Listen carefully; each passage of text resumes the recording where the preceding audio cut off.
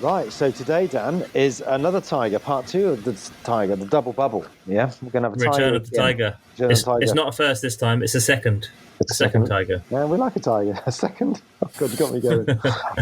And we've got loads to get through today, so we're going to need to stop on the chat. Okay? Yeah. So don't get in my way, all right? I'm going to keep us on time today. Here we go. No, it's going to be good. With a bit of Vogue.com, some Adidas, British Airways, bit of Concorde. Oh, and Thomas Pink. I know she'd made a point and wanted to talk about that campaign, so that's going to be a good one. Yeah, I remember it. It was the hard guys in soft really material. Beautiful photography. It's going to be great. Looking forward to it. I'll go and get her.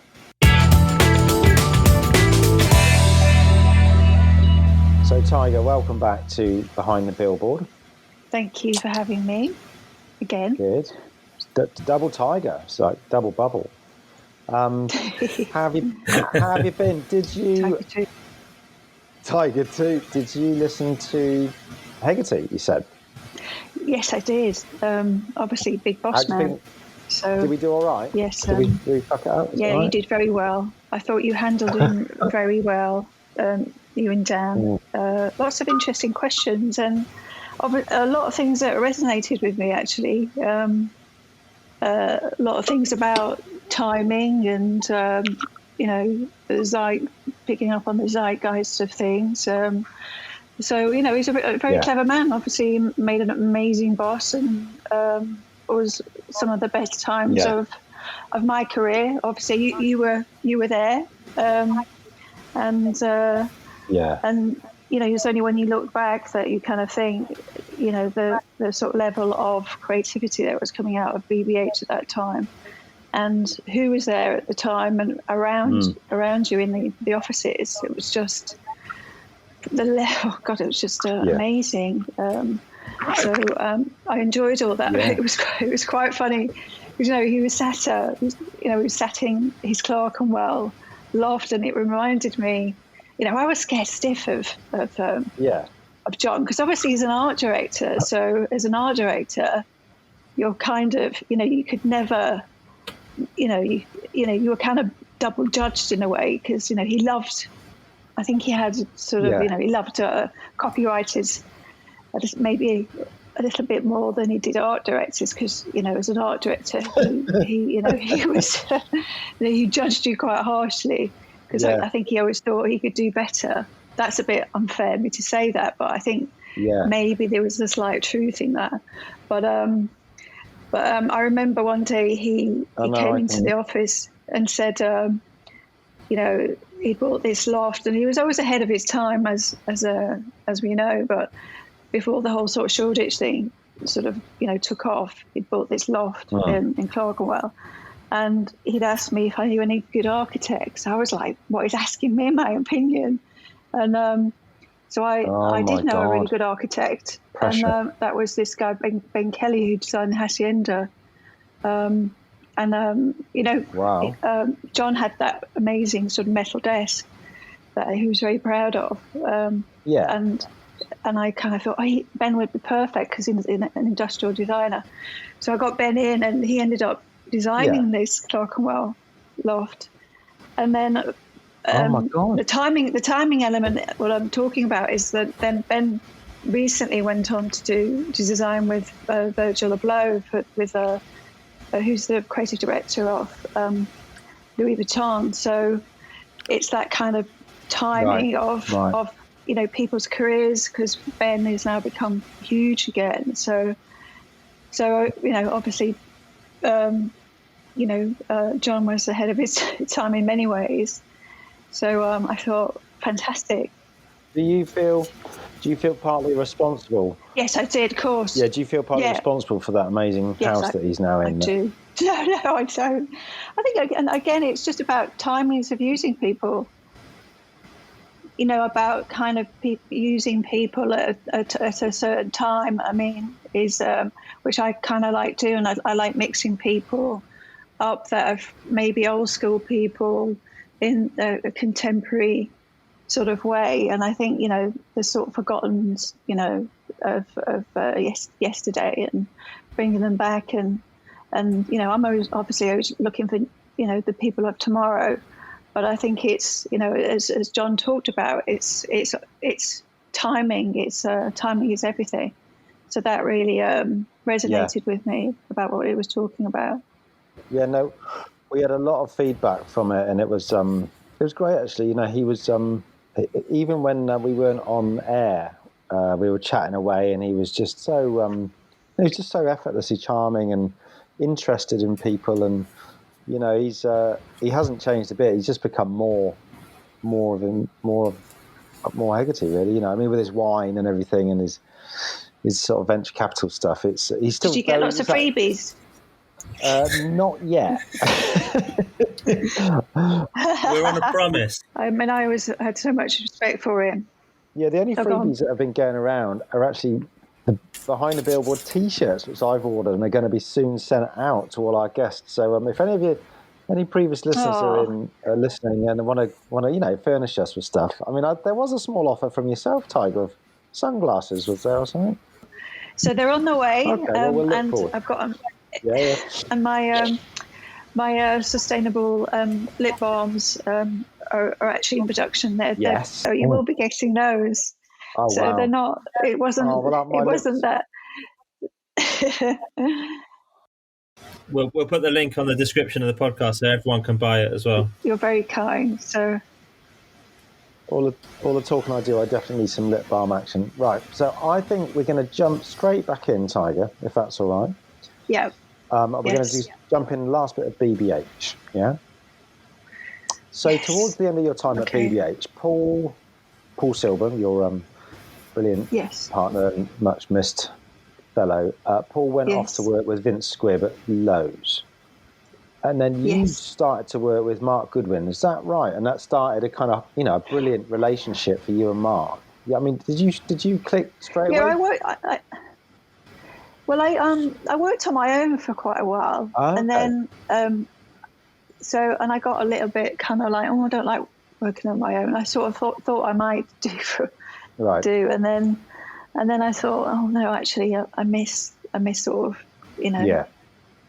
that kind of collaboration. And Mark and I worked together on and off when I was at Simons Palmer. And we'd always been really good mates. And he'd gone to BBH before Paul and I had arrived, and we were always good friends. And then I don't know what happened with him and Gary, but he then sort of approached me and said, I'd really like to work with you. So I was like, okay, that's a huge compliment. Cool. So I was like, well, that absolutely, that would be amazing. So we started working together. And then after a while, we got headhunted to go to Leagas. And I thought it would be a great opportunity for Mark as a writer to go to Leagas. And Leagas, obviously at the time, was another great agency. I mean, I absolutely loved it at BBH, but you kind of think there wasn't a lot of elbow room, and then every time a brief came in, it was like a mad scrap. So I just thought, and Tim had offered as the sort of creative directorship, and me as head of art as well, and I just thought, it's a kind of a ladder up, and I thought, perfect. Okay, it's too good an offer. So did you feel like you'd run your time at BBH then, Tiger? Did you feel like not necessarily you'd had the best of it and then it was time? Not necessarily. It was just it was like, what do you do? Do you stay? Like, Rosie'd been there for 15 years or 20 years or whatever, and I could easily see her sort of staying there for a long, long time. But it's kind of, what do you do? Do you sort of stay, or do you sort of go and see, take your chances and go see the world? And I'm kind of a bit one of those people that you. I remember you're leaving, Phil. Oh yeah. We should just very quickly mention that Adam and I were always asked to do leaving cards, Dan, and they always had to be sort of quite rude and mean. For some reason, that was just the culture. But this one, we weren't, because it was Tiger, and we love Tiger. So there was at that time when there was that TV ad for Tiger Woods, and everyone's going, Tiger Woods, yeah. I'm Tiger Woods, and had everyone, all these kids. So I said, let's do Tiger Savage. And everyone said, yeah, but that means you have to get a camera. I mean, this is in the old days, right? You get a camera and you have to find people and edit it. And I'm going, yeah, come on, let's just do it. So the amount of work that went into this film. So basically, we got every single person at BBH saying to the camera, I'm Tiger Woods. I'm Tiger Savage. And then we even got the sandwich guy. We got Victor on reception. And it went. It was like my black bob at the time. Yeah, we had a wig, a Louise Brooks. And it was very sweet. And I'd had that haircut for such a long time, and it was kind of my look, and really a Louise Brooks sort of hair.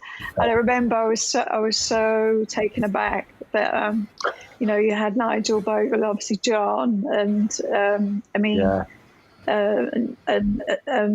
everybody, and I was John did something quite naughty. He said, "Tiger who?" Because I don't think he could quite bring himself. Yeah, you know what? I've got it on. I've got it on VHS somewhere. I'll find it in my cupboard, and if I can, I'll film it and I'll send it to you. Or Dan, I'll share it with you. It's very funny. It's very good. But and then Mark Goodwin did "I'm Not Tiger Savage." Mark Goodwin, which is so blessing. It was such a sweet thing. Such a good egg, right? Because we said, we want to put Mark on it, and I said, who's going to ask him? And I said, I'm Phil, because I didn't know Mark that well. Oh no, he's a he's a very humble guy. He's very sweet. So sweet. And John Peppiatt said, I'll do it. So John Pep was a legend at BBH, and he was like part of the furniture. And he said, Toddy, give it. I know, I love John Peppiatt. Yeah. So he went and approached Mark and said, look, Mark. So Dan, at the end of all these people saying, I'm Tiger Savage, and at the end, you get Mark Goodwin, who's Tiger's partner, and he's going, I'm not Tiger Savage, I'm Mark Goodwin. And then that was it. Just faded to black.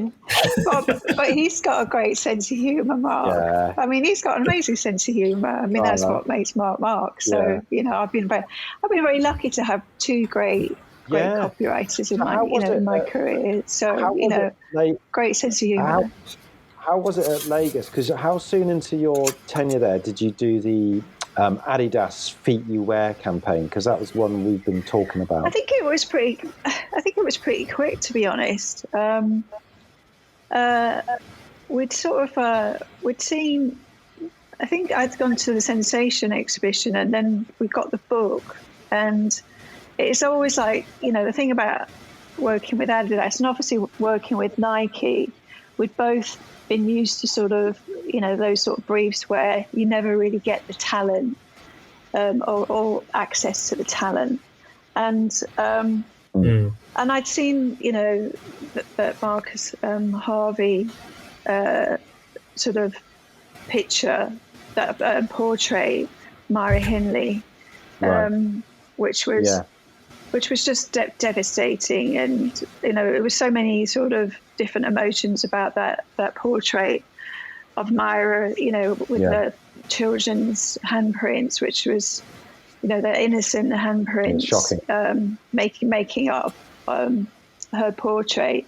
But it was, it's one of those things that it was so moving, but questioning and about how disturbed that, she could be. But it was just one of those things that it was a great poster as well. I mean, whatever, you think about it, amazing. It stuck in my mind. And when that brief came round, it was kind of, the brief came round, and it was like show, Paul Ince and Kornikova wearing their sneakers, these whatever the sneakers were, the new ones, wearing them, and we were like, oh, God, there was always that thing, how do you get across the sneakers and the talent, and then it was like, let's make them in the print of the sneakers. And we didn't think they were going to buy it, but they did. So I've always, as I said earlier, in the Feet You Wear, exactly. So the there image, you go. I mean, the image was made up. The image was made up. So you made up the faces, the portraits of the. So it was their actual training shoe. It wasn't their feet. It was the shoe, was it? Yeah, it was a shoe. It was a side-on shot, just repeated, almost like a sort of monochromatic shot of the sneaker, just repeated. No, because they had a real heritage of great work, didn't they? I mean, we spoke to Tony Davidson early on in the series, and we talked a bit about his ints work and that. And it was a real quality about Leagas, like you're saying at the time. So, and it was another one of those ones you look at. I remember seeing it and going, "Oh, bloody hell, that's so," because you knew it was in straight away, and then you went in a bit further and you went, "Oh, that's so good." I still like it now. It's like a lot of your work. I was going to talk about this later actually, but it's just so much of your work feels fashionable without it necessarily being a fashion brand. I mean, Adidas in those days, that was more like a sports. It wasn't so fashiony, but everything you seem to touch always has. Yeah, and that's what I love about it. There's always a certain brand from you in there. So yeah, it was another example of that. I think the Myra Hindley thing, like you said, was very kind, incredibly shocking. But like you said, in a cold-hearted, creative, butterfly-esque manner, the technique of using those hands or feet is brilliant. It's an absolutely brilliant technique. Well, I thank you, and I think it's one of those things that I wanted it to be so simplistic, as I said as well about being influenced by, I'm such a sort of, I've got such an inquisitive mind of all things that, are visually made around me. It can be anything really, but I'm always kind of looking at things and whether it's Caravaggio or whether it's, I don't know, how things are made, I don't know, chocolate bars or whatever, it doesn't really matter.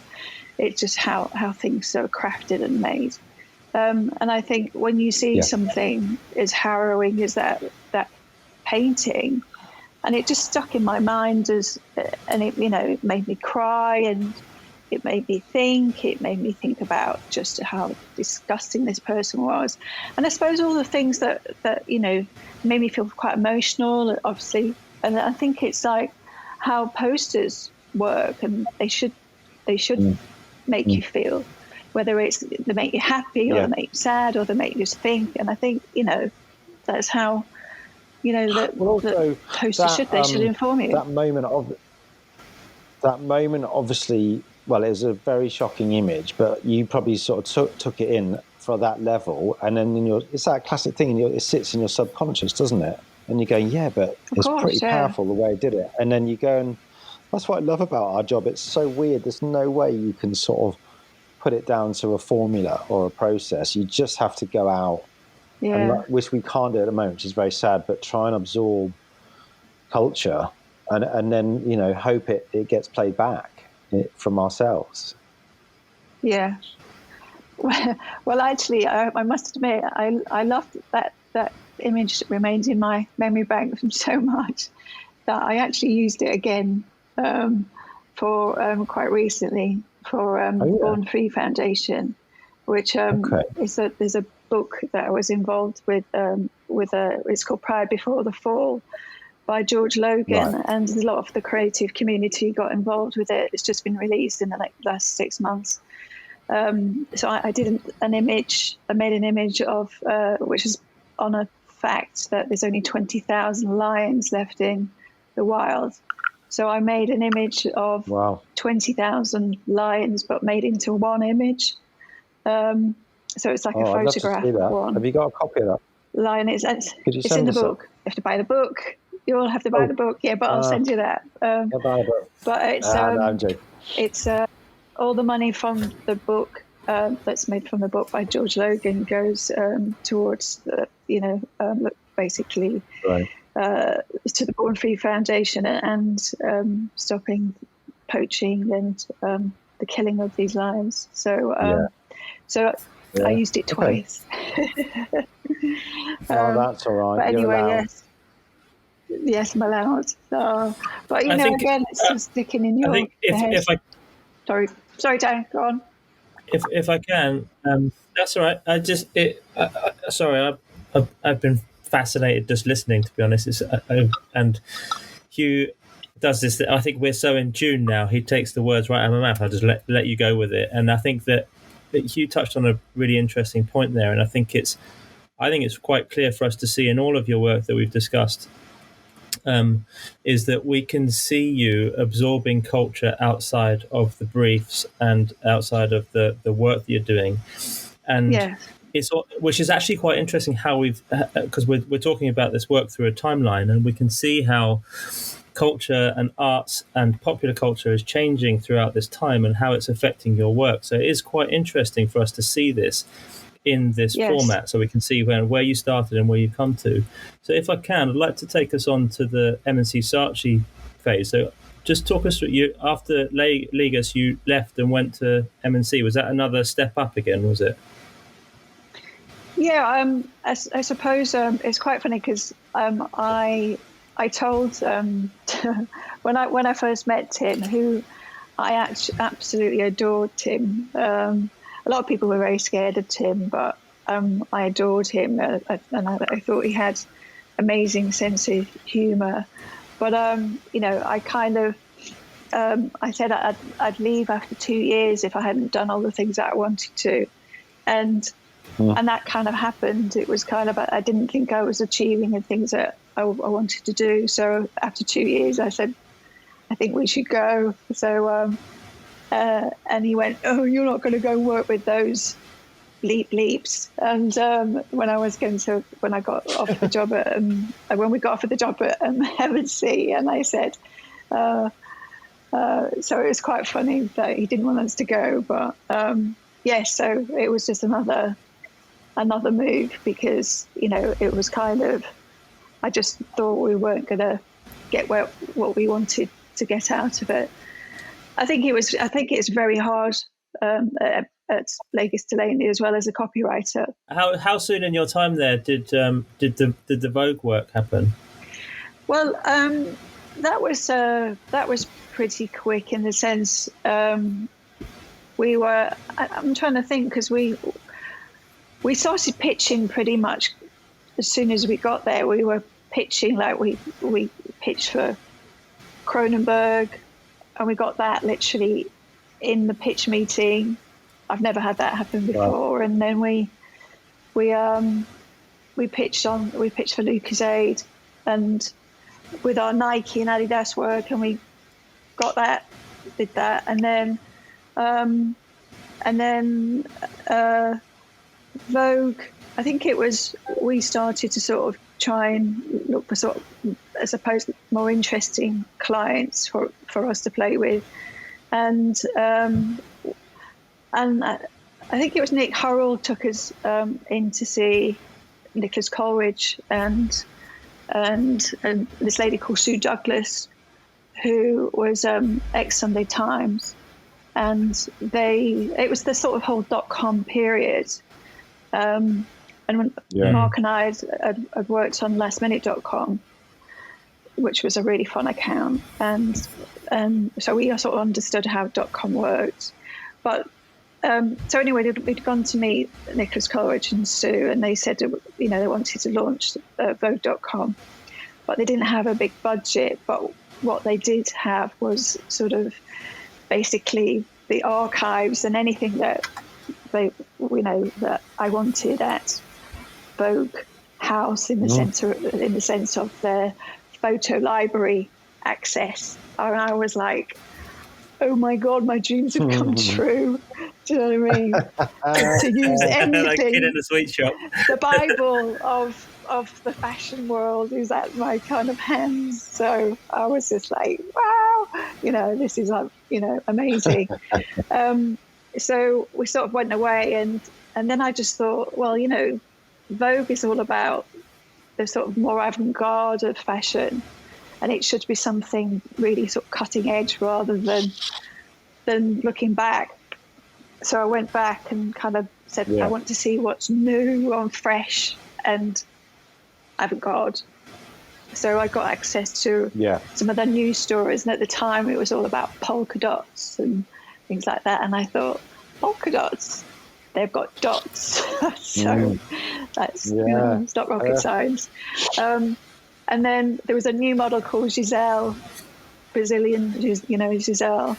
So I got access to some of those photographs, and we took them back. And as they say, the rest is history. You kind of go, right. But the only thing that happened and got we upset a few of their photographers by chopping the heads off the models, because obviously we didn't need the heads. When you crop them off as a 48 sheet, you just crop their beautiful faces. So we upset quite a few of the photographers, and who wouldn't speak to me for a while. But Nicholas and Sue were just delighted, and it was the biggest success of a .com that ever had been launched at the time. But in the creative world, Campaign gave it Turkey of the Week, which I was absolutely horrified by. I thought it won at the Postal Awards. I thought it won the big award. Well, there you go. So Campaign ran it as Turkey of the Week, and I was late. Oh my God, that's bollocks. So then we got phoned up. I think it was a couple of months later, and invited to the awards, and I was like, I'm not bloody going. They gave us Turkey of the Week, and then we went up on the night, and then it won the gold. It won the best poster, and I was just like, fuck off. So, there you go. Back a bit, what I'm really interested in is, I never thought about this, but so, when you look at work, great work, and you go, it just looks effortless. You go, oh yeah, that's easy, isn't it? Yeah, using the dot. But I bet it took you time to get there. And then also, what you just said there, I never thought about, which is like, you take the photo, of the nipple, and then you put the title on it. But I'd never thought that there'll be a fashion photographer or a client wanting to see the face of the model. And when you sold the idea, did you show the crops, or did you sort of show a wider? Because that's quite interesting, isn't it? Because it's quite a lot of that idea. It's a brilliant idea. It's brilliantly executed, and it's brilliantly cropped, and it's brilliantly shot. Everything is brilliant. No, they were as they were. We just went straight in and cropped them off. Right. And they were like, well, you have to remember that, this is Vogue. This is not, they're used to, as I say, they're avant-garde. They're kind of, you've seen the Devil Wears Prada. They're like used to sort of, kind of seeing things that are kind of like, quirky and not of this world. They're not kind of normal. The photographers you used, that was another thing I'm interested to tell you, because last time we talked about this at length, but you're so good and you're so knowledgeable on, who's in, who's out, and who's good for what. I noticed that you had different photographers. You had Terry Richardson for one, but then other ones for others. Why was that? Why didn't you have one photographer?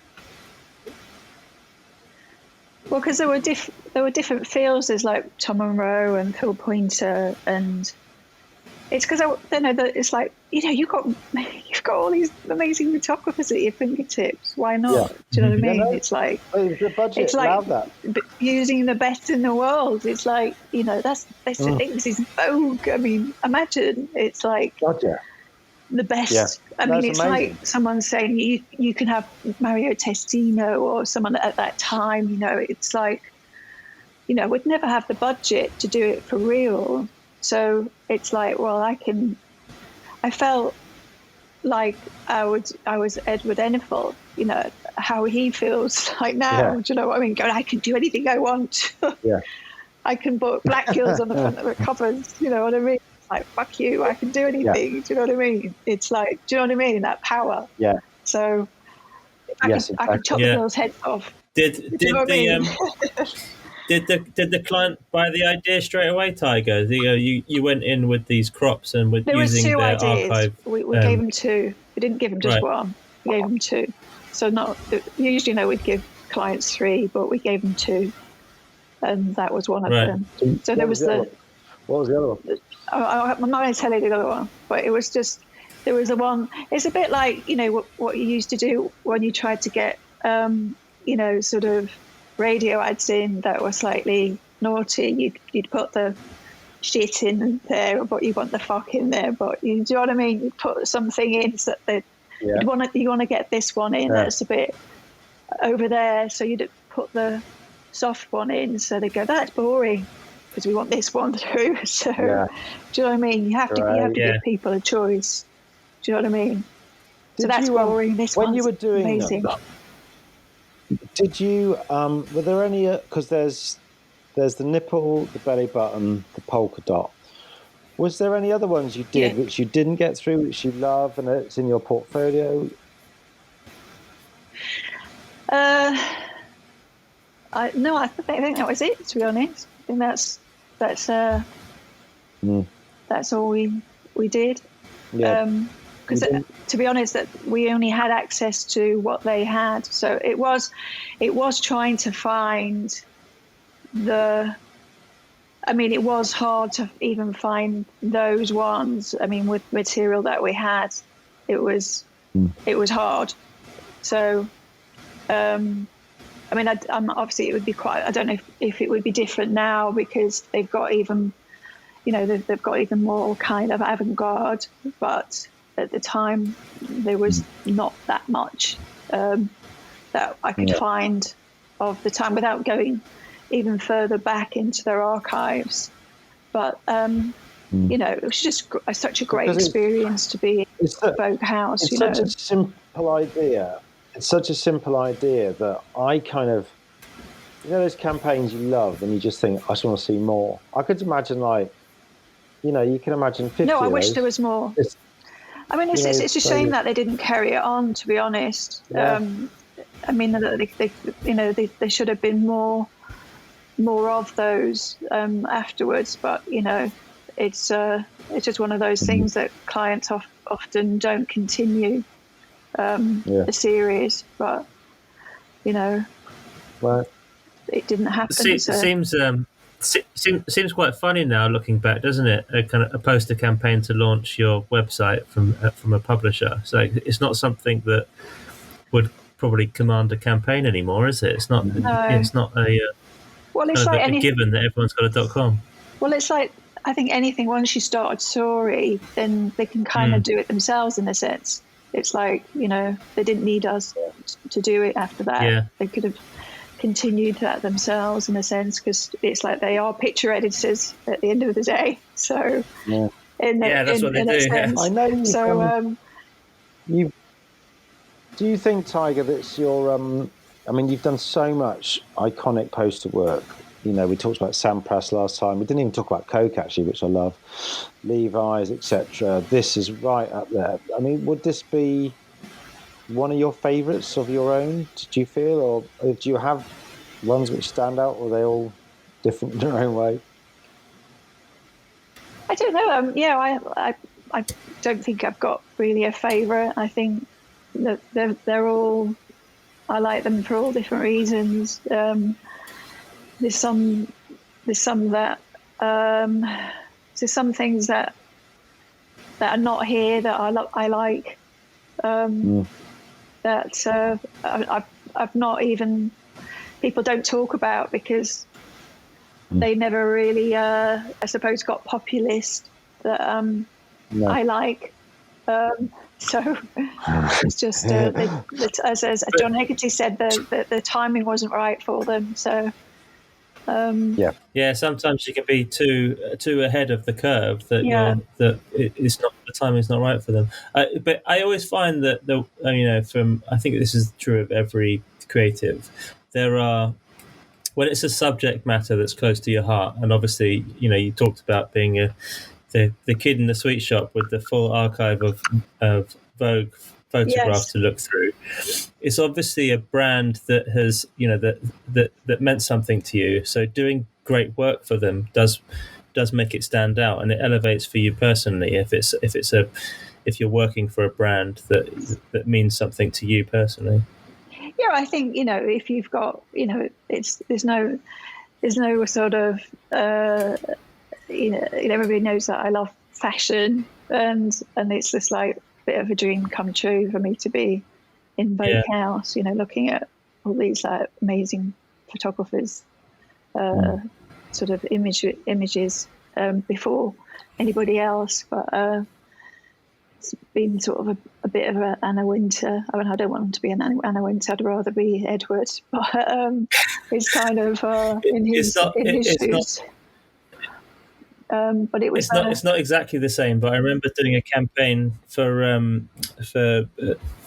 well, it was David Walliams' book, but Quentin Blake had done all of the illustrations for it, and we were working on a campaign that was launching the book, and I went to go and meet Quentin to go and look at some of the originals from the book. Yeah. And he took me into his studio, and he had his entire library of illustrations in leather-bound portfolios in his studio in Earls Court. And he said, and I grew up, reading Roald Dahl books with Quentin Blake. Oh, I love Roald illustrations. Dahl. Same here. Amazing. And just seeing all of the original, he had all. I'll show you the Twit stuff here. My gosh! Wow! And I was like a kid in a sweet shop that day, just looking through all of this stuff. I spent a whole day there for a half an hour meeting. So it was incredible. Wow. And I think that's what's great about being in our industry, is that you get to meet some of the your heroes, and whether it's voiceovers or whether it's photographers, illustrators, or actors, actresses, or whatever, in whatever kind of way, it's a great industry for that. Tiger, we're very lucky. We're gonna move on. We'll move on. Yeah. So there's a slight delay on this call, so I hope I don't appear I'm interrupting, but which I sort of tend to do. But don't worry. We've got time to do. I think we should do two more, and I wanted to talk about. I know you mentioned this. So I think we should talk about Thomas Pink. These wonderful portraits. I haven't actually seen them that much. But I spotted them in D&AD the other night. They're absolutely brilliant. Great line, great idea. Could you just tell us a bit about this, and then we'll do British Airways after this. But if you could talk to us about this campaign, because it's really cool. So Thomas Pink came about through an ex-Harrods client, Andrew Wiles, lovely Andrew Wiles. I always love my clients. Actually, I'm very lucky to have such nice clients. And he'd gone to Thomas Pink. Literally, he'd got there and arrived there, and someone had done a campaign, and they hadn't liked it, and then phoned us up and gone, "Can you do something really quickly?" So the idea was, basically, the problem was they'd got this shirt, which was like the softest weave shirts at Thomas Pink. It was like 120 weave, and they needed to flog it. So, and they had no time to sort of do it. But it was like their best shirt. And at the time, it was that the whole time, that whole zeitgeist about sort of the Sopranos, Goodfellas, and those sort of, Scorsese's Goodfellas and that kind of thing that were about. Yeah. And a lot of the guys that would go into Thomas Pink were sort of, I suppose, all those sort of Barrow Boys, kind of ex-Barrow Boys, sort of, done well, like the sort of Alan Sugar type sort of guys, but, impeccably dressed. And so the sort of the idea, that's where we kind of started. So it's because the shirts were so soft. I thought, who is the hardest people I could find to put these shirts on, because they wanted people to be wearing. That was a brief. Was they needed to show the shirts on people. Again, it's this whole thing about models, people wearing stuff, and I was just like, right, I need to get the hardest people. So I thought, who's the hardest people I can find? And I just read the Craze book, so I was like, Freddie Foreman and Tony Lambrianou, who I'd found, and I thought, I'm going to phone them up. So we did, and I said, would you like to be in this campaign? And they said, So, obviously, it's quite a difficult thing, I had bare knuckle fighters, and I had, lots of other people that were, quite hard characters. And, it's a difficult subject matter, because it's like these guys had obviously killed people, supposedly killed people. Yeah.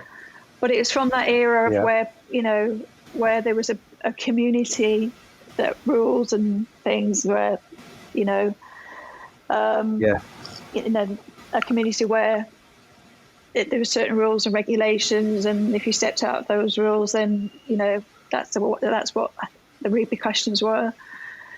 But I met them, and I thought, these guys were impeccably dressed, amazing, manners, and so I thought, right, I'm going to do it. I'm going to put this idea forward, and they bought it. So I was like, okay, I'm going to do it. So I phoned up Richard Burbridge, and Richard Burbridge was the most amazing photographer. He did English photographer, but he was living in New York. Never been to the UK for 10 years when I phoned him, and he'd shot my Becks campaign, and he showed every detail, and I thought, like, every minute detail, and that's what I wanted, to show over the detail of the shirts, and to show all the details of the people. So you saw every little pore on them, on their faces, and every little pore on the shirt. So he took a little bit of persuading, but eventually he said, right, no, I'll get on a plane, only for you, I'll get on the plane. And he came, and we shot him in a studio in the East End. And then there was Freddie, Tony Lambrianou, who's passed away now, but Freddie was very small compared to Tony. Tony was tall, very tall, like 6'3". Yeah. Freddie's quite tiny. So we're at the studio, and Richard whispers to me and goes, I need to get Freddie up higher. And I'm like, no. Who's going to ask him? So you got to get him up. We need to get him on a box or something. So, because I'm not asking him. I'm not asking Freddie. And they were absolutely delightful. Charlotte Stockdale was the stylist, and they were just charming guys. The most amazing guys. So I just said Freddie, come in. And I said, look, Freddie, everybody knows that you're more handsome than Tony. So I need to get you in front of the frame. But to do that, I need to get you higher. So will you stand on a box? And he said, I won't tell him. So he gets up and he stands on the box. So we get the shots. And that's one of my favourite shots. But then there's a thing where after the shoot, and I think the most amazing photographs from Richard, they invite me for a drink at this private club, Tony and Freddie. So you don't turn them down. So I went and had a drink with them. And I just got divorced from Mark Winnick. And they said, was he nice to you? Did he, right. Do you want us to sort him out? And they said, they gave me their card, and they went, just say the words, and we'll just say the words. God. And I was just like, God. Oh my God. And I was like, don't mess with the tiger. They're brilliant. So funny. They're brilliant photos. I was looking at them. They're so, you got a fantastic photographer, obviously, but it's a very good idea. The line on just for people who are listening, the line on the posters is soft on the outside, soft on the outside. Yeah. Yeah. And they were all like really good guys. There was, and we shot the label of the actual shirt so you could see, because most of the information, it's super fine, whatever the thing is of the material, you can see all the details of Thomas Pink. I mean, I was looking at them, I was thinking they'd look fucking cool now on ad shells. They'd look timeless because, it's that sort of quality, the quality of the product and the quality of the photography. It's amazing. Well, Richard shoots for like Italian Vogue. Yeah. He's like a class act. It was, he didn't have to do it. He did me a favor by doing it. The shoot. I mean, he was he did it for not as much money as he could have. Yeah. So it was all done very quickly. Charlotte was amazing, and it's one of those things where I think, when people really want to do a great idea, they come together and they do it because they want to do it. Even if you're going to have to, and you're the reason, Tiger. You're the reason that he got on a plane and came over to do it, because he wouldn't have done it otherwise. Well, do you think he got on Concorde, Dan? That's what I was going to say. Did he get over on Concorde to do it quickly? Because that's where we're going to move to next. Nice link. Hey. Concorde. So British Airways. I mean, we have talked about some British Airways work before, but this stuff for Concorde is fantastic. It's I think as an execution, this is another one of those timeless pieces, and I think that's why it's made it onto this list of stuff that we would like to talk to you about. So if we can start on the Britain next to New York, across the as if Britain's been moved across the Atlantic. Can we start there and tell us a little bit more about the idea and the illustration? Well, I actually can't remember. That was pretty much from the Scamp. I mean, it's like Harrods. There's only one Concorde, so it's kind of the idea of the fact that you can get to New York in 3 hours is kind of crazy. It's like you can't even get to Manchester in 3 hours now, can you? So it's like when Concorde sort of retired, it was like aviation went sort of back like pretty much 100 years or more. So the idea that it was that quick, it's like literally it was like it's around the corner. So moving sort of the UK right next to just off the coast there was like the simplistic way to show how quick Concorde was. I actually flew Concorde once, which was did you? What was it like? Oh, tell us about that. Well, it was kind of a bit. I found it rather, other than the time, the fact that I was in New York so quickly, I found it kind of a little bit weird. It was like all the people. I was the only woman on the Concorde.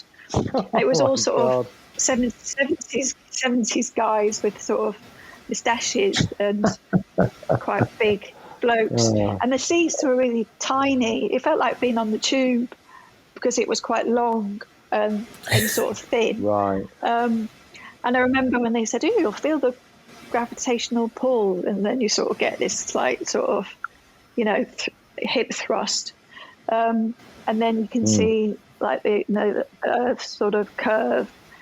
But I remember I've got quite a sharp sense of smell, or sensitive. What did you say? Sensitive smell sort of thing. But I could just remember it smelling of aviation fuel, and it was all a bit like, ooh. Well, wasn't really that impressed, to be honest. But it was obviously the fact that you get to your destination so quickly was awesome. But beautiful design, beautiful looking plane, and it's really sad that she's not. She's sort of she's gone, but she's not forgotten.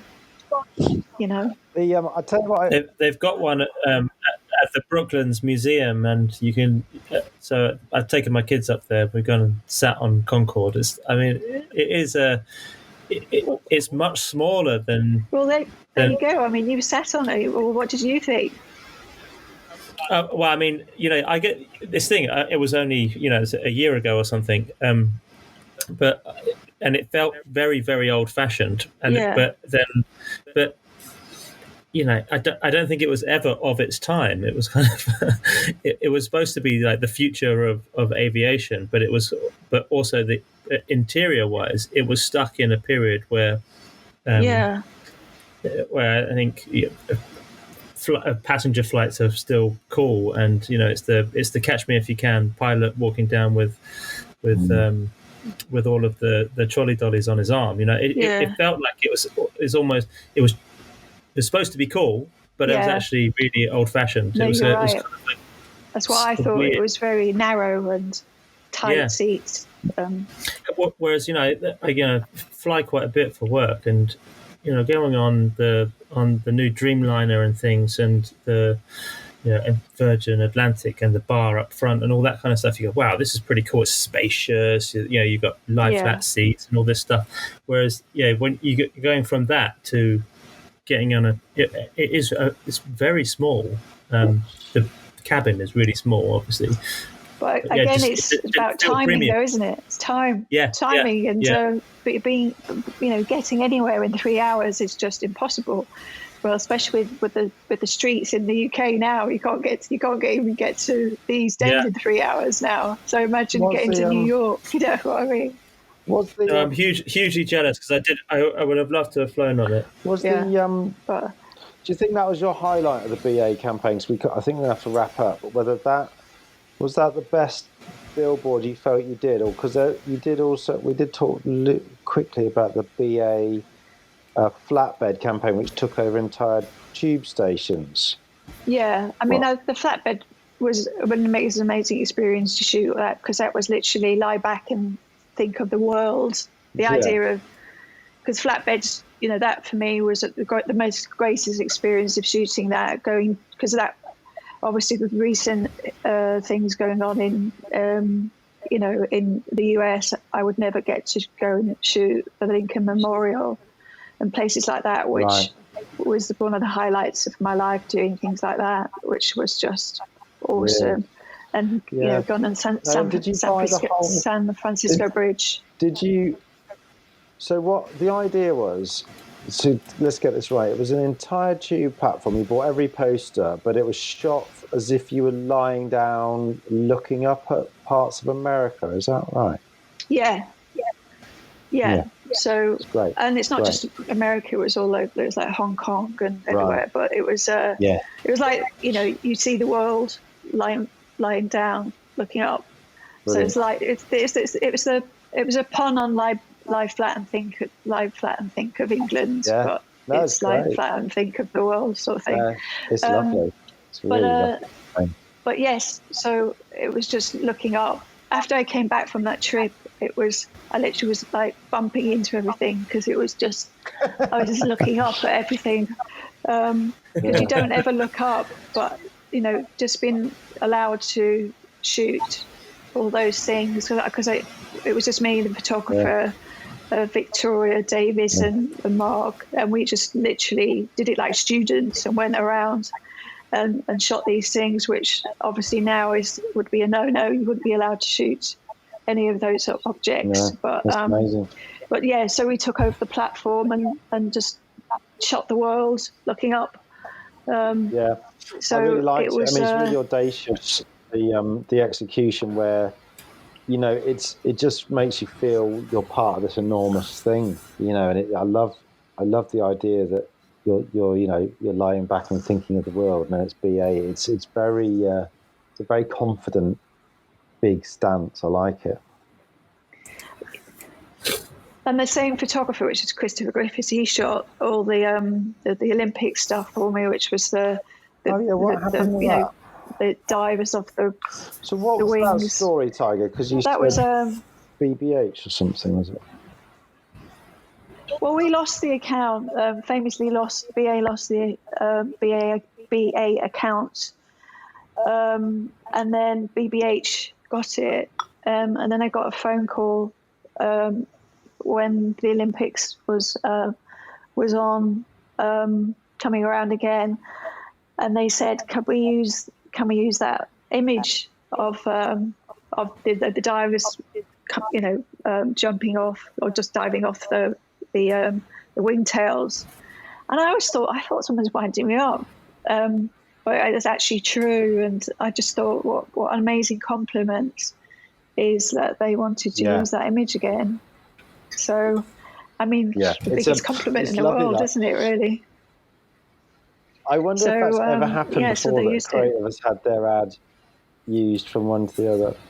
Do you, just looking back, Tiger, do you have one billboard that is your favourite of all?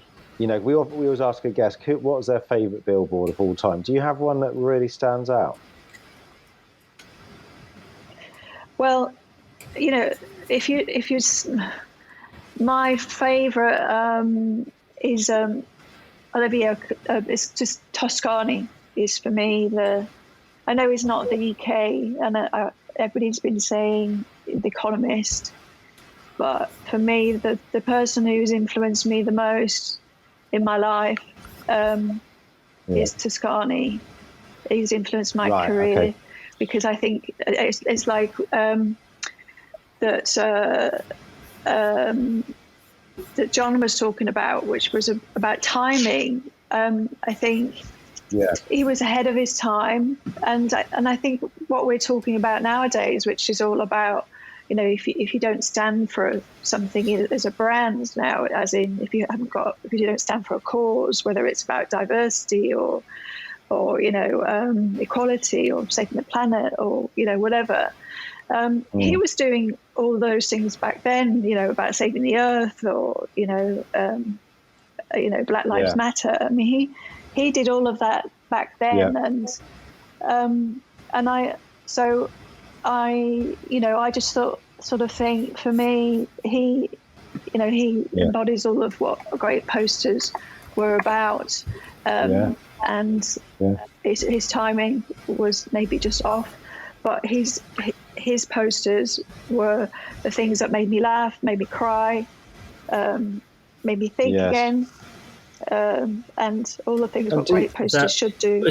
Didn't he do the hearts? Yes, he did. Black. Did he do the hearts? Black, yellow, and white. Yeah. Yeah.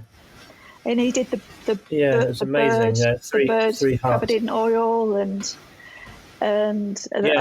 hate. He did so many things. He did the AIDS poster. I mean, all the things that you kind of think that make you think, we talked about the Myra Hindley, sort of image earlier. They're all provocative. They're all exactly. They're all something that provokes a feeling. Yeah.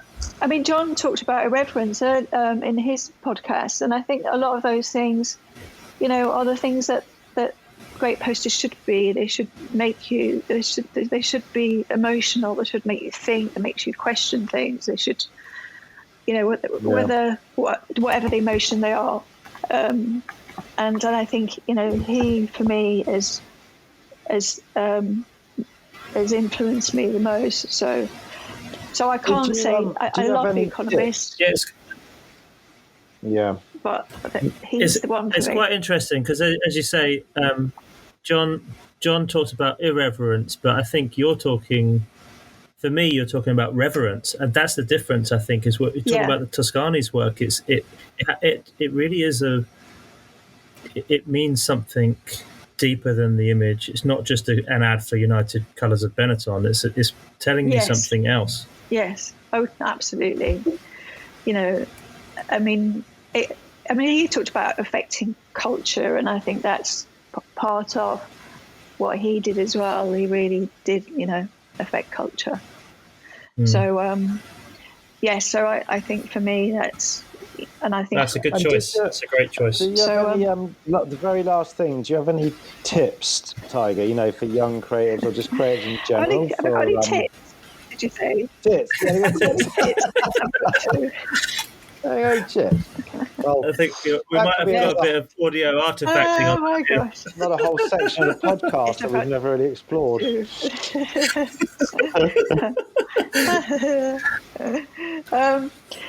What for young sort of? Yeah, for people doing I suppose what billboards. to do to go great posters. Yeah, I suppose.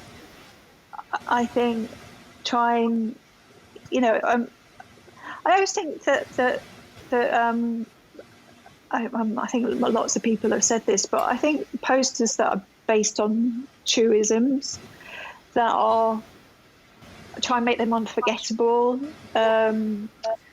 Try and I suppose make them simple and as bold as possible, and do it with style. And that's make great. them quick and easy. People have got attention spans of gnats. So quick. Well, on that note, make it fun. I think we're we going need to the wrap pub it now. up. Are we going to the White Horse? Yeah. Are we going to the White Horse now? Well, I thought we'd. Oh God, that'd be good, wouldn't it? There should be a taxi outside your house now. Victor's driving it, and we're going to meet Hegarty and all the guys down there. What a lovely idea. Well, you never know, Tiger. Thank you so much for having me. Thank you so much for inviting me on. Thanks for coming on. We loved it. We really loved it. Really appreciate it. Wow, Tiger.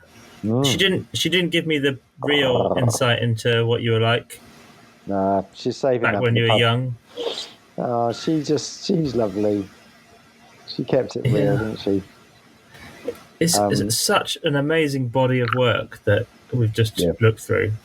Yeah, I mean, if you wrote it down on a bit of paper, Nike, Levi's, Lynx, Adidas, British Airways, Road. I mean, that's not bad, and that's just the absolute cream. She's got so much other stuff, and every one of them's brilliant. Beautifully art directed, great ideas, great stories. I think she's been brilliant. She's one of my favourite guests so far.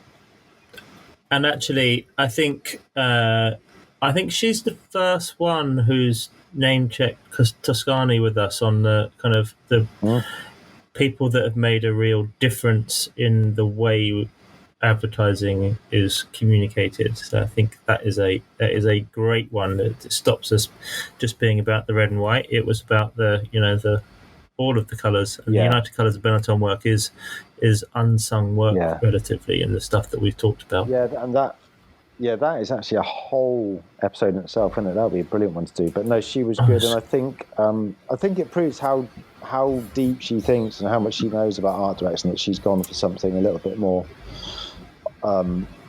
non-traditional in a way, and I'm really pleased she's brought that one up. I can't wait to get my sunglasses. Yeah, and my lip balm. I'm ready, buddy. Lip balm and sunglasses. Link in the description, people. Bye. Bye. I live. Bye. I live. Bye. I live. Bye. I live. Bye. I live. Bye. I live. Bye. I live.